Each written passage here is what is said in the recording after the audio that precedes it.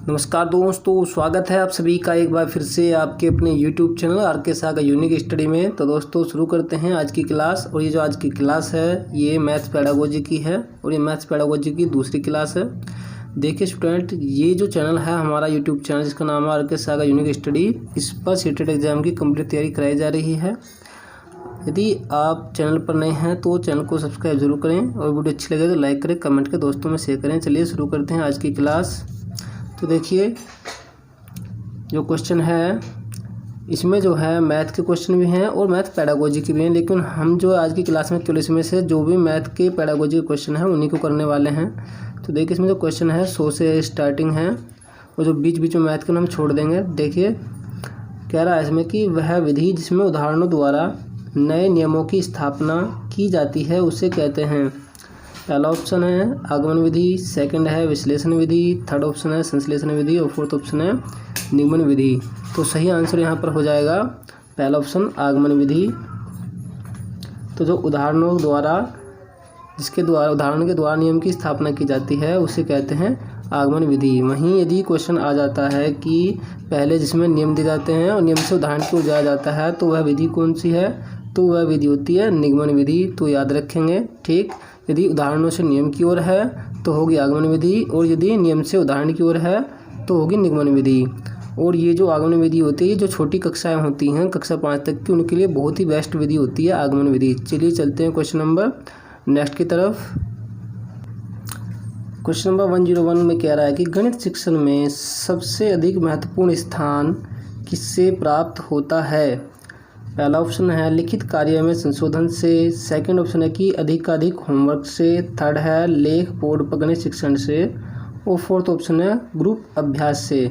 देखिए क्वेश्चन यहाँ पर ये कह रहा है कि जो गणित शिक्षण होता है उसमें सबसे अधिक महत्वपूर्ण स्थान किसको प्राप्त है, ये आपको बताना है कि क्या सबसे महत्वपूर्ण है गणित शिक्षण में। तो देखिए यहाँ पर जो आंसर है वो हो जाएगा पहला ही कि लिखित कार्य में संशोधन से, क्योंकि गणित विषय ऐसा है यदि आपने बच्चों को होमवर्क दे दिया और आपने जो है बच्चों को जो होमवर्क है उसको चेक नहीं किया, यानी कि जो भी लिखित कार्य है उसको आपने नहीं देखा, उसमें त्रुटियां हैं, तो क्या होगा जो गणित है बच्चों का वो जो है वीक रह जाएगा। क्योंकि गणित में क्या जरूरी होता है कि जो भी बच्चों ने सवालों को सोल्व किया है उनका सॉल्यूशन किया है उनको आप देखें और ये देखें कि कहाँ उसमें गलतियां हैं, उनको जो है ठीक करें, उनको जो है संशोधन उसमें करें। तो जो गणित शिक्षण है यदि आप चाहते हैं कि आप एक शिक्षक है कि आप जो है गणित को अच्छी तरह से बच्चों को समझाए, तो आपको क्या करना पड़ेगा, जो भी आपने बच्चों को लिखित कार्य दिया है होमवर्क दिया है उसे क्या करना पड़ेगा, आपको जो है उसमें जो है जो भी संशोधन है वो करना पड़ेगा, जहाँ भी अशुद्धियाँ हैं उन्हें ठीक करना पड़ेगा। तो आंसर यहाँ पर हो जाएगा पहला ही। चलिए चलते हैं क्वेश्चन नंबर 102 की तरफ। 102 क्वेश्चन में है किसी मेले के अवसर पर कक्षा 4 के प्रतिशत प्रकरण के समय सेल पर कक्षा में चर्चा आरंभ की गई। कक्षा में इस प्रकार की जो चर्चा है, यानी कहने का मतलब ये है कि कोई मेला है, मेले के अवसर पर जो कक्षा 4 है, कक्षा 4 में प्रतिशत तो प्रकरण यानी कि प्रतिशत कोई टॉपिक है उसके समय में जो है जो सेल है यानी बिक्री, उस पर कक्षा में जो है चर्चा शुरू की गई है। तो कक्षा में जो इस प्रकार की चर्चा है उससे क्या लाभ होगा ये आपको बताना है। पहला ऑप्शन है अपने वाद विवाद संबंधी कौशलों को बढ़ाने में विद्यार्थियों की सहायता करती है।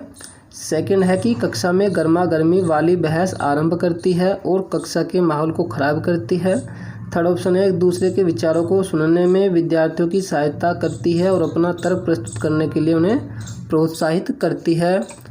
फोर्थ ऑप्शन है उपेक्षा की जानी चाहिए क्योंकि यह कक्षा के शोर को बढ़ाती है और दूसरों को परेशान करती है।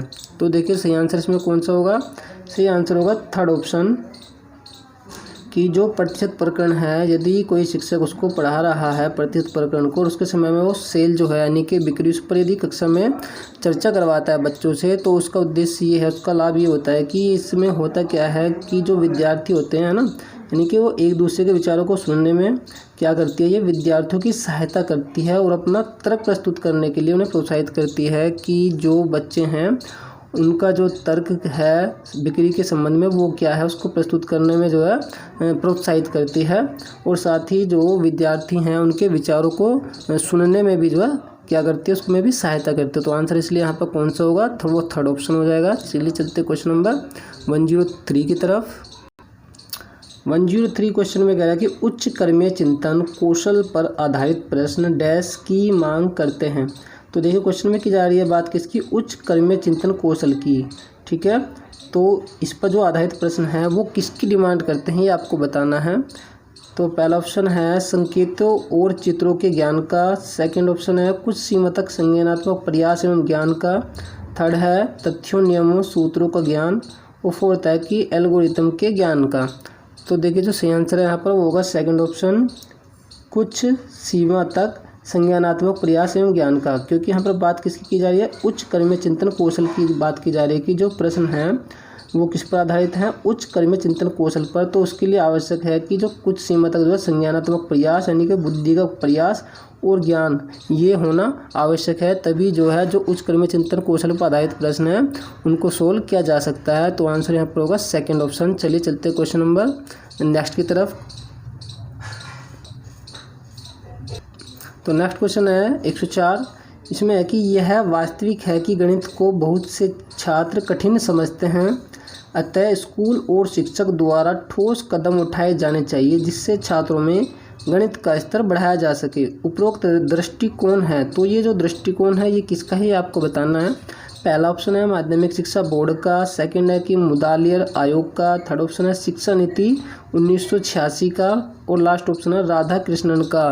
तो देखिए जो सही आंसर है वो थर्ड ऑप्शन है शिक्षा नीति 1986 का। चलिए चलते हैं क्वेश्चन नंबर 106 की तरफ। तो 106 में है छात्रों के मूल्यांकन के लिए सामान्यतः निबंधात्मक प्रश्नों का प्रयोग किया जाता है, इस प्रकार के प्रश्नों की सबसे बड़ी कमी होगी। तो जो इस प्रकार के प्रश्न होते हैं उनकी सबसे बड़ी कमी इनमें से कौन सी होगी, आपको बताना है। मतलब जब छात्रों का मूल्यांकन किया जाता है तो उसके मूल्यांकन करने के लिए यदि निबंधात्मक प्रश्नों का प्रयोग किया जा रहा है, तो जो इस प्रकार के प्रश्न होते हैं मतलब जो निबंधात्मक प्रश्न होते हैं उनकी सबसे बड़ी कमी कौन सी होती है, ये आपको बताना है क्वेश्चन में। देखिए पहला क्वेश्चन है कि इन प्रश्नों में क्वेश्चन नहीं ऑप्शन, इन प्रश्नों में वस्तुनिष्ठता एवं विश्वसनीयता की कमी होती है। सेकंड ऑप्शन है ये प्रश्न विद्यार्थी के लेखन कौशल की जांच के लिए सही नहीं होते हैं। थर्ड है इन प्रश्नों की सहायता से किसी प्रकार का मूल्यांकन संभव नहीं है। और लास्ट ऑप्शन है उपरोक्त सभी।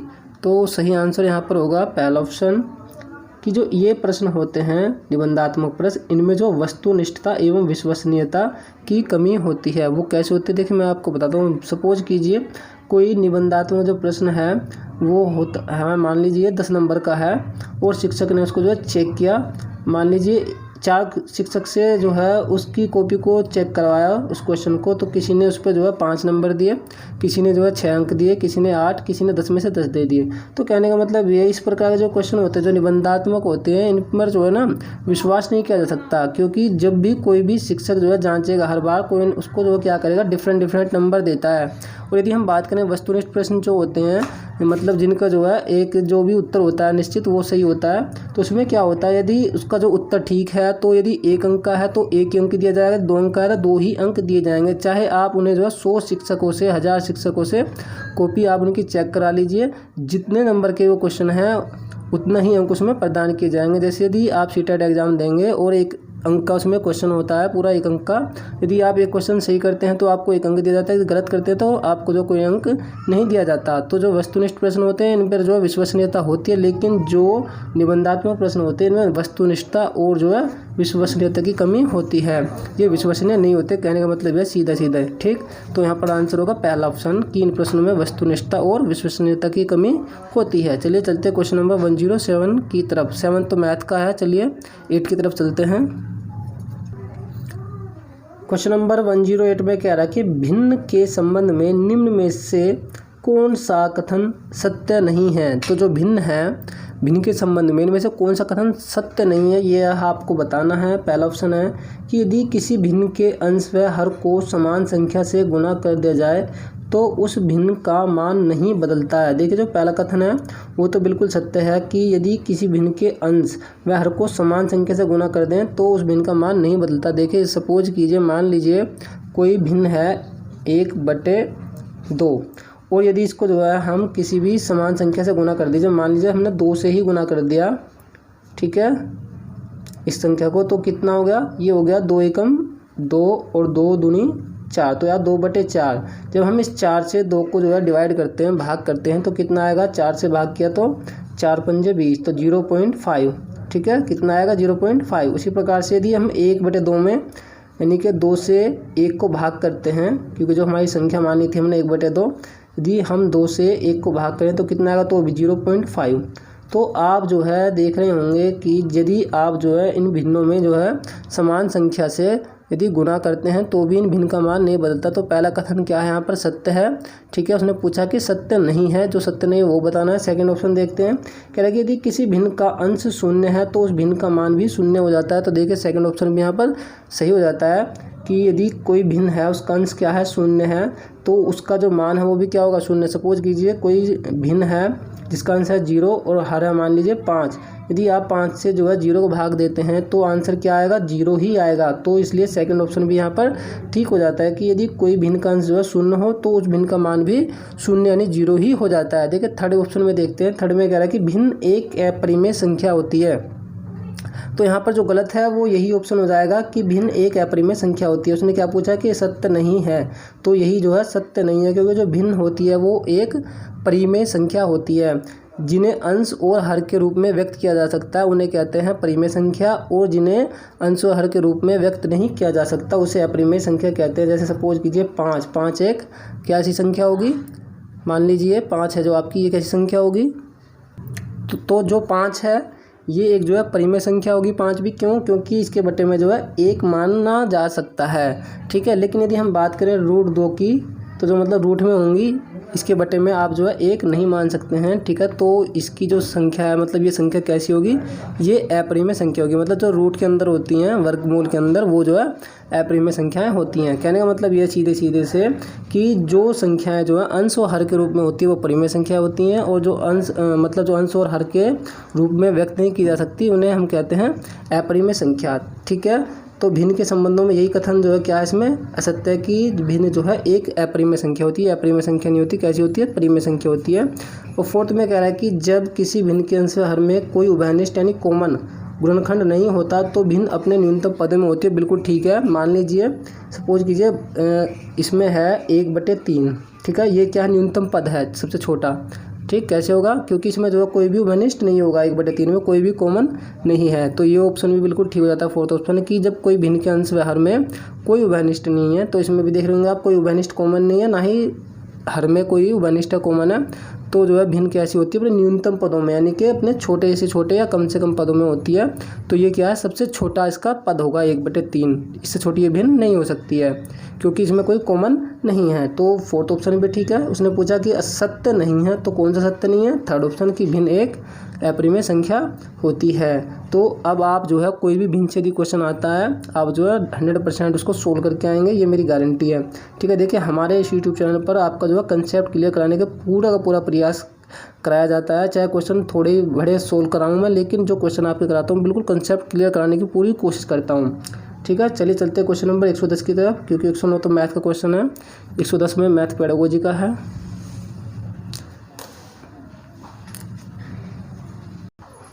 तो 110 क्वेश्चन में है, विनय कक्षा 4 का छात्र है।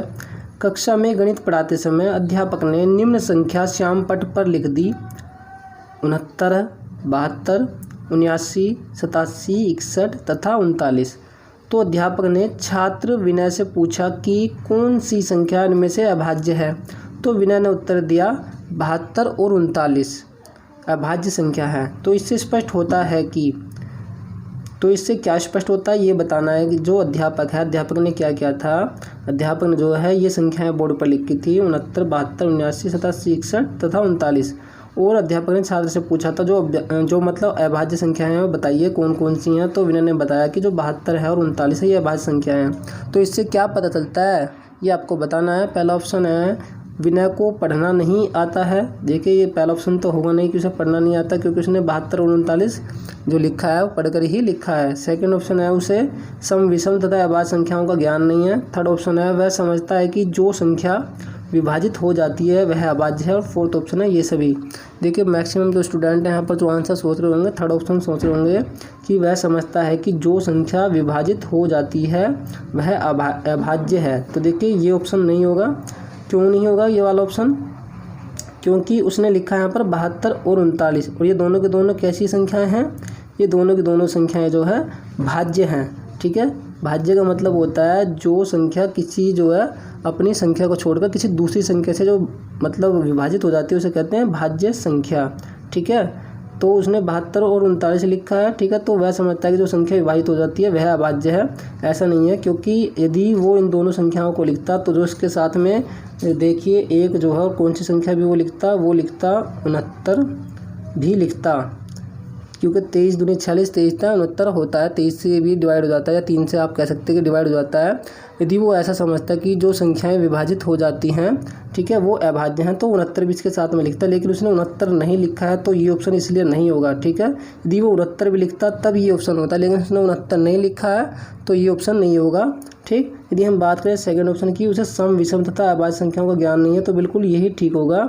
ना तो उसे सम का ज्ञान है, ना ही विषम को, ना ही अभाज्य संख्याओं का ज्ञान है। ठीक, क्योंकि उसने 72 और 39 को लिखा है, तो 72 क्या ऐसी संख्या एक सम है और 39 कैसी एक विषम है। और ये दोनों के दोनों संख्याएं हैं, दोनों ये क्या हैं? ये दोनों ही भाज्य संख्याएं हैं, जबकि क्वेश्चन में पूछा गया कि अभाज्य संख्याएं लिखिए। ठीक है, तो इसमें कोई सी भी अभाज्य संख्याएं नहीं है। जबकि अभाज्य संख्या कौन कौन सी होगी इसमें? एक तो 79 होगी, 87 होगी, और कौन सी होगी? 61 होगी। ठीक है, ये सभी जो है अभाज्य संख्याएं होंगी, और ये वाली भाज्य। तो उसने कौन सी संख्या लिखी? 72 लिखी, 39 लिखी। ठीक है, उसे ना तो सम का ज्ञान है, ना ही विषम का, ना ही अभाज्य संख्याओं का ज्ञान है। ठीक है, क्योंकि उसने अगर दी सम लिखता तो केवल 72 ही लिखता, और यदि केवल उसे विषम का ज्ञान होता तो केवल जो है विषम वाली संख्या लिखता, जैसे 39 हो गया, 87 हो गया, है ना, 79 हो गया। क्योंकि विषम संख्याएं कौन सी होती है? जो 2 से भाग देने पर जो है नहीं कटती वे विषम होते हैं, जो 2 से भाग देने पर कट जाती हैं वो सम होती है। तो इसलिए यहाँ पर आंसर कौन सा होगा? सेकंड ऑप्शन होगा कि उसे सम, विषम तथा अभाज्य संख्याओं का ज्ञान नहीं है। चलिए, वीडियो अच्छी लग रही है तो वीडियो को लाइक जरूर करें। चलिए चलते हैं क्वेश्चन नंबर 111 की तरफ। 111 में है भिन्नों का योग पढ़ाते समय, यानी कि भिन्नों का जो जोड़ है उसे पढ़ाते समय शिक्षक को नीचे दी गई त्रुटि मालूम हुई। जो क्वेश्चन है वो ये है कि 1/4 प्लस 2/3, तो आंसर जो छात्र ने दिया वो दिया बराबर 3/7। ठीक है, तो इस स्थिति में शिक्षक को उपचारात्मक कार्य करने के लिए क्या करना चाहिए? यदि इसको जो है इसके लिए मतलब जो छात्र है मतलब शिक्षक है उसको जो है उपचारात्मक यदि कार्य करना है तो क्या करेगा? जब यदि त्रुटि हो गई, जैसे मतलब शिक्षक ने जो है ये भिन्न पढ़ाई, उसने क्या कर दिया? 3/7 कर दिया। ठीक है, जो भिन्न है उनको कैसे जोड़ा? इस तरह से जोड़ दिया सीधे सीधे कि 1 2 3 और 4 और 3 7। ठीक है, तो शिक्षक ने ये त्रुटि कर दी। तो जो ये त्रुटि जो हुई है, अब इसका जो उपचार करना है शिक्षक को, तो वो कैसे करेगा ये आपको बताना है। पहला ऑप्शन है कि प्रत्येक भिन्न को पढ़ाते समय भिन्न के परिणाम को समझने में बच्चे की सहायता करें। सेकंड ऑप्शन है कि लघुत्तम समाप्त वर्तक के उदाहरणों को समझाने में बच्चे की सहायता करें। थर्ड ऑप्शन है कि बच्चे को अधिक से अधिक अभ्यास करवाएं। और फोर्थ ऑप्शन है इसमें से कुछ न करवाएं, बच्चा जैसे ही बड़ा होगा वह खुद समझ जाएगा। तो सही आंसर आपको बताना है कि कौन सा इसमें है। तो देखिए जो आंसर है यहाँ पर होगा सेकंड ऑप्शन की लघुत्तम समापवर्ती के उदाहरणों को समझने में बच्चे की सहायता करें। क्योंकि जो भिन्न है उसमें क्या किया है, उसको सीधे ही जोड़ दिया गया है, जो उसके जो हर हैं वो समान नहीं हैं। तो ऐसी भिन्न जिनमें जो हर है वो समान नहीं होता, उनमें क्या होता है, उनमें जो है लैस यानी कि लघुत्तम समावर्ती लिया जाता है, तब उनको जो है सोल किया जाता है, तब उनको जो है जोड़ा जाता है या उनका योग किया जाता है। तो इसलिए जो है यहाँ पर आवश्यक है कि जो लघुत्तम समावर्ती है उसकी उदाहरणों को समझाने में बच्चे की सहायता करें। यानी कि पहले जो है बच्चों को वो क्या समझाए, वो जो है लैस यानी लघुत्तम समावर्ती समझाए। ठीक है, तो आंसर होगा यहाँ पर सेकेंड ऑप्शन। चलिए चलते हैं क्वेश्चन नंबर 112 की तरफ। 112 में है कि गणित पढ़ाकर हम बच्चों की मस्तिष्क द्वारा सोचने व समझने की प्रक्रिया को इस ढंग से प्रशिक्षित करना चाहते हैं कि वे डैश को देखें, समझे, प्रदत्त आंकड़ों का महत्व जाने। तो सही आंसर इसमें होगा क्या, ये आपको बताना है। पहला ऑप्शन है समस्या, सेकंड है अंकों, थर्ड है शब्दों और लास्ट ऑप्शन है इनमें से कोई नहीं। तो यहाँ पर जो आंसर है वो थर्ड हो जाएगा समस्या। कि गणित पढ़ाकर हम बच्चों की मस्तिष्क द्वारा सोचने और समझने की प्रक्रिया को इस ढंग से प्रशिक्षित करना चाहते हैं कि वे समस्या को देखें, समझे और जो दिए हुए आंकड़े हैं उनका महत्व जाने। चलिए चलते हैं क्वेश्चन नंबर 115 की तरफ। 115 जो क्वेश्चन है काफ़ी इम्पोर्टेंट है और अमेजिंग भी है, इंटरेस्टेड है। देखिए 115 में है कि रजिया से अध्यापक ने पूछा किसी संख्या का 1/3 भाग तथा 2/3 भाग में कितना अंतर है, तो उसने उत्तर दिया कि -1/3। तो जो रजिया का उत्तर है इससे क्या स्पष्ट होता है ये आपको बताना है। पहला ऑप्शन है कि उसे घटाने की क्रिया नहीं आती, सेकंड है उसे भिन्नों के छोटे बड़े की समझ नहीं है तथा अच्छी तरह से घटाव की क्रिया समझ नहीं है, थर्ड है उसे भिन्नों का लय ज्ञात करना नहीं आता है, और फोर्थ ऑप्शन है उपयुक्त सभी। तो देखिए यदि हम पहले की ऑप्शन की बात इसमें करते हैं कि उसे घटाने की क्रिया नहीं आती, देखिए उसे घटाने की क्रिया तो आती है, जब उसने घटाया 2 में से 1 गया 1, और हर तो समान है तो हर क्या रहेगा 3 ही रहेगा, तो क्या हुआ 1/3। लेकिन उसने क्या कर दिया है, इसके साथ में माइनस भी लगा दिया है, तो इससे पता लगता है कि उसे जो है जो भिन्न है, भिन्न के छोटे बड़े की समझ नहीं है तथा अच्छी तरह से घटाव की क्रिया की समझ नहीं है कि कैसे इसको घटाना है। ठीक है, तो देखिए तो इसमें सबसे पहले उसे करना क्या पड़ेगा, जो सबसे बड़ी भिन्न है उसको लिखना पड़ेगा। तो बड़ी भिन्न कौन सी है, ये वाली है, क्योंकि इसका अंश जो है बड़ा है, इसका अंश क्या है छोटा, तो 2/3 माइनस 1/3। तो आंसर क्या होना चाहिए, 2 में से 1 गया 1/3, तो प्लस में आना चाहिए, लेकिन उसने क्या कर दिया माइनस में। उसने उसको क्या कर दिया, सीधे सीधे उसको ऐसे ही घटा दिया 1/3 माइनस 2/3, और आंसर क्या रख दिया उसने -1/3। तो इसलिए गलती ये हुई क्योंकि उसको जो है क्या नहीं है ज्ञान, उसको जो है ये ज्ञान नहीं है कि कौन सी भिन्न इनमें छोटी है और कौन सी भिन्न इसमें बड़ी है। तो आंसर यहाँ पर होगा सेकंड ऑप्शन। ठीक, तो स्टूडेंट ये थी आज की हमारी क्लास। उम्मीद करता हूँ कि आपको हमारी क्लास अच्छी लगी होगी। यदि अच्छी लगी है तो वीडियो को लाइक ज़रूर करें, कमेंट करें, दोस्तों में ज़्यादा से ज़्यादा शेयर करें। यदि चैनल पर नए हैं, चैनल को अभी तक सब्सक्राइब नहीं किया है तो चैनल को सब्सक्राइब जरूर करें। तो मिलता हूँ आपको एक और नई क्लास के साथ, तब तक के लिए नमस्कार, जय हिंद, जय भारत, पढ़ते जरूर रहना है।